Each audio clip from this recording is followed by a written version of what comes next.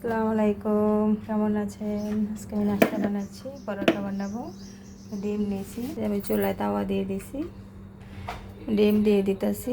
প্রথমে ঘি দিয়ে দিছি, এই যে ডিম দুটো দিয়ে দিলাম। এই যে ঘি, আমি প্রথমে ঘি দিয়ে দিছি, ঠিক আছে। আমি একটু লবণ দিয়ে দিব ডিমের মধ্যে। দেখেন, আমি একটু মরিচের ফাঁকিও দিয়ে মরিচের দিয়ে দিলাম, চিলি ফ্লেক্স, ঠিক আছে।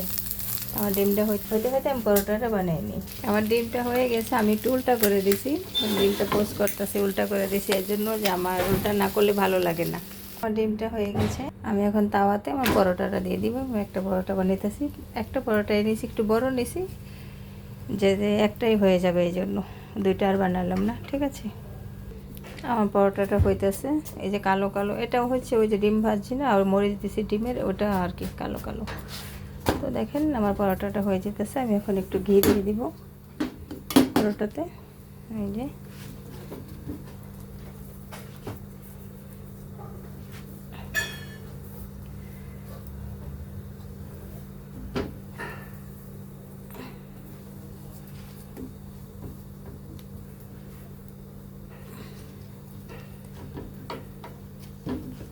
দেখেন আমার পরোটাটা হয়ে গেছে, ঠিক আছে। এই যে নিয়ে নিলাম, আমার নাস্তা রেডি। এই যে চুলাতে চায়ের পানি দিয়ে দিছি, ঠিক আছে। তো আমি চাটা দেখালাম না, আমি অনেক সময় মশলা চা বানাই, বেশিরভাগই আমি মশলা চাটা বানাই, ওটা আমি সবসময় ভিডিওতে দিয়ে দিই, ঠিক আছে। তো আজকে আমি নর্মাল চা বানাবো, এটা দেবো। দেখেন আমি পানি দিয়ে দিছি, ঠিক আছে। এই যে দেখেন, আমি 1 চামচ পাতি দিয়ে দিলাম, আমাকে আরেকটু পাতি দিতে হবে। এই যে দেখেন, আমি আরও আধা চামচ চা পাতি দিয়ে দিলাম, 1 চামচ আর আধা চামচ, কারণ দুধ চাতে একটু পাতি বেশি লাগে। তো এটা একটু বলক আসবে, তারপর আমি দুধটা ঢেলে দিব।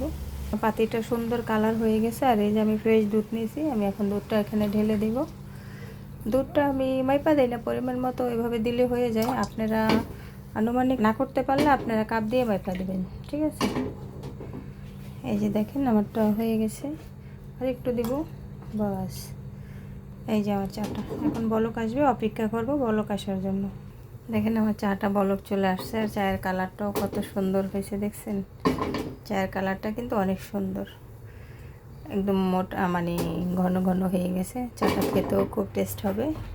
তবে যে চা বানাইতে না পারেন, সেই ভিডিও দেখে চা বানাবেন। অনেকে চা বানালে পাঞ্চা পাঞ্চা লাগে, মানে পানি পানি, মজা হয় না, ঠিক আছে।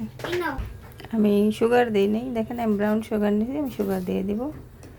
আমি 1 চামচ থেকে একটু কম দিয়ে দিলাম সুগার। চাটা একটু পড়ে গেছিলো, মানে পড়ে যেতে নিয়েছিল, দেখেন চায়ের উপরে উপরে উঠে গেছে পাতিলের।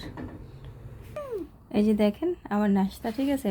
অমলেট পরাটা, আর এই যে চা, আর এই যে চা টুনটুনির চা, এই যে টুনটুনি, ঠিক আছে। তো ঠিক আছে, ভালো থাকবেন সবাই। আমরা এখন নাস্তা করি। আল্লাহ হাফেজ।